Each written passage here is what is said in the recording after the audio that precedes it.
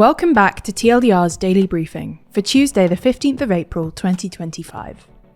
In today's episode, we cover Trump's freeze on Harvard University funding, JD Vance's comments on a US-UK trade deal, Ecuador's election, and Sudan's civil war. But first, the US government clashes with Harvard. Donald Trump's administration has announced today that it would freeze around $2.2 billion in funding for Harvard University, following a dispute over the policing of pro-Palestine protests. Late on Monday night, Trump's government announced that it would be cutting funding to the university after Harvard rejected what it called government regulation. In total, this funding freeze amounts to almost $2.3 billion. Harvard's president Alan Garber specifically claimed that the government had sent a list of demands.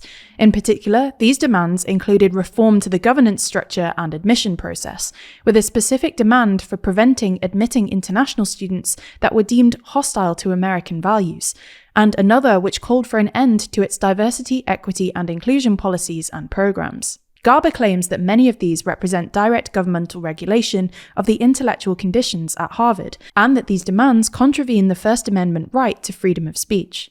In addition to this, former US President Barack Obama also weighed in on the disagreement. Writing on X, he argued that Harvard has set an example for other higher ed institutions, rejecting an unlawful and ham-handed attempt to stifle academic freedom, while taking concrete steps to make sure all students at Harvard can benefit from an environment of intellectual inquiry, rigorous debate, and mutual respect. Let's hope other institutions follow suit. In a statement about Harvard's rejection, the Joint Task Force to Combat Anti-Semitism, a multi-federal agency, claimed that the university reinforces the troubling entitlement mindset that is endemic in our nation's most prestigious universities and colleges, that federal investment does not come with the responsibility to uphold civil rights laws. For their part, the government argues that Harvard inadequately policed pro-Palestine protests in the past 2 years. It's possible that the administration will not back down, and the disagreement with Harvard will only escalate. You're listening to TLDR's Daily Briefing. If you want more explainers on what's happening in the world, then you should check out TLDR's other channels. Today, we released videos on the dollar crashing and Italy's citizenship law reforms. You can find those videos linked in the description or show notes for this episode, or by searching for TLDR on YouTube or Nebula. US Vice President JD Vance has said there is a good chance of a US-UK trade deal, adding to hopes that the UK might come out of Trump's tariff war well. In an interview with the news site Unheard, published on Tuesday, Vance said that the US was working very hard on a trade agreement with the UK, adding, "I think there's a good chance that, yes, we'll come to a great agreement that's in the best interest of both countries." Reiterating Trump's feelings towards the UK, Vance said, "The president really loves the United Kingdom. He loved the Queen. He admires and loves the King.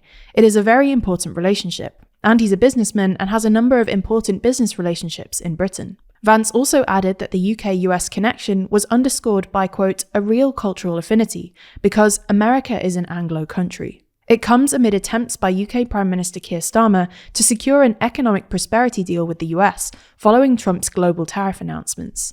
While the two leaders have seemingly got off on the right foot, they haven't spoken directly since Trump's 10% tariff on all UK goods came into force last week.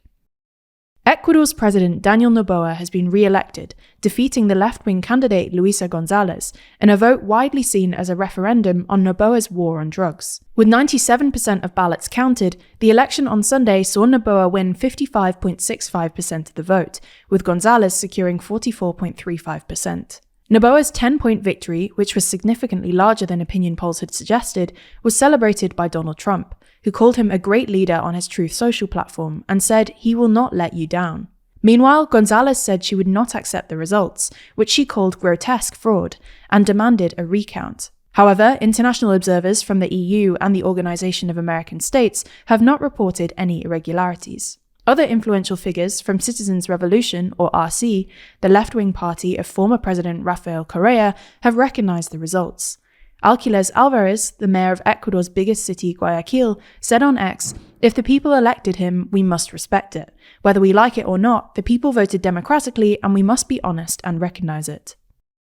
Today, Tuesday the 15th of April, is the 2-year anniversary of the start of Sudan's civil war, when fighting broke out in Khartoum between the Sudanese army and the paramilitary Rapid Support Forces, or RSF. NGOs and the UN have identified the conflict as the largest humanitarian crisis globally, with tens of thousands of people having been killed, hundreds of thousands facing famine, and almost 13 million people displaced. In an attempt to restart peace talks, the UK is today hosting ministers from 20 countries in London. Diplomatic efforts on Sudan have stalled due to other crises, including the wars in Ukraine and Gaza. Lenny Kinsley, the head of communications for Sudan for the World Food Programme, told The Guardian newspaper that other conflicts, as well as a lack of access for journalists and Sudan's relative international isolation, has meant that Sudan isn't just forgotten, but actually ignored. That's all for today. We'll be back with you tomorrow, so make sure you're subscribed wherever you listen. In the meantime, if you want to support the show, then consider grabbing a copy of our physical magazine, Too Long. The next edition, coming out this month, covers the world's 25 most influential people, as ranked by us, the TLDR team, and you, the TLDR audience.